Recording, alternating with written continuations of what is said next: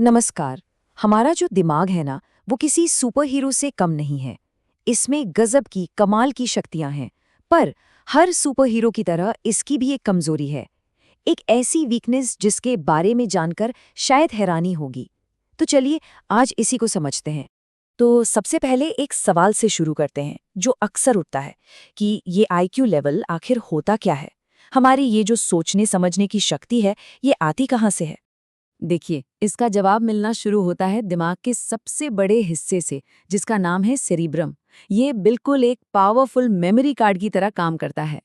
मतलब जितना मजबूत सेरिब्रम, उतनी ही तेज याददाश्त। इसे ऐसे समझिए कि यही वो हार्डवेयर है जो हमारे सीखने और फिर उसे याद रखने की पूरी क्षमता को चलाता है। और यहाँ से अंदाजा लगाया जा सकता है कि सेरिब्रम कितना ज्यादा डोमिनेंट है। ये अकेला ही हमारे पूरे दिमाग का लगभग 2/3 यानी कि 66% हिस्सा है। दिमाग का यही हिस्सा स्कूल में पढ़े गए इतिहास के पाठ याद रखने से लेकर रोजमर्रा की जिंदगी में लॉजिक लगाने तक, मतलब 2+2=4 जैसी छोटी छोटी चीजों से लेकर बड़ी बड़ी प्लानिंग तक सब कुछ यही संभालता है। और पता है, जब सेरेब्रम को चोट लगती है तो क्या होता है?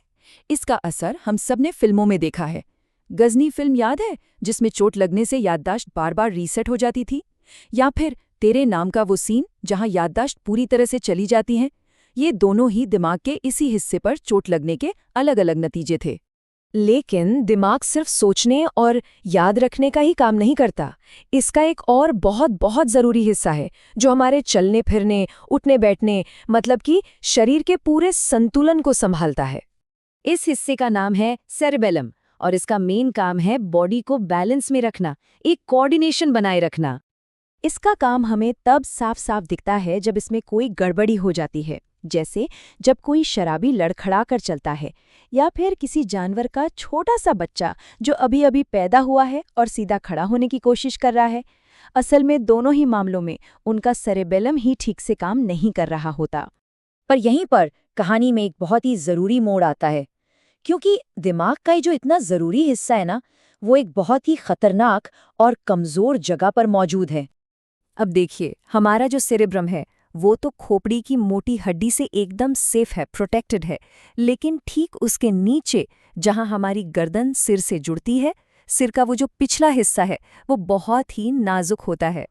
और ये जो क्रम है वो एकदम साफ साफ बताता है कि इस जगह पर लगी एक छोटी सी चोट भी इतनी जानलेवा और खतरनाक क्यों हो सकती है। और ये सिर्फ कोई थ्योरी नहीं है, ये कोई किताबी बात नहीं है। इसके असल जिंदगी में बहुत ही दुखद नतीजे होते हैं। और यही हमें इस पूरे विश्लेषण के सबसे जरूरी संदेश तक लेकर आता है। ये जो लाइन है ये एक सच्ची कहानी से ली गई है, जहां एक छोटे से झगड़े का अंत एक मौत से हुआ। क्यों?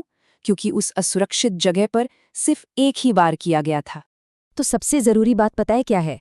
उस चोट ने सिर्फ बॉडी का बैलेंस नहीं बिगाड़ा। सेरिबेलम के एकदम पास में होता है मेडुला ऑब्लोंगाटा। यही वो हिस्सा है जो हमारी सांसों को, हमारे दिल की धड़कन को, मतलब हमारे ऑटोमेटिक सिस्टम को कंट्रोल करता है। और उस एक झटके ने समझिए कि शरीर के उस मेन स्विच को ही ऑफ कर दिया।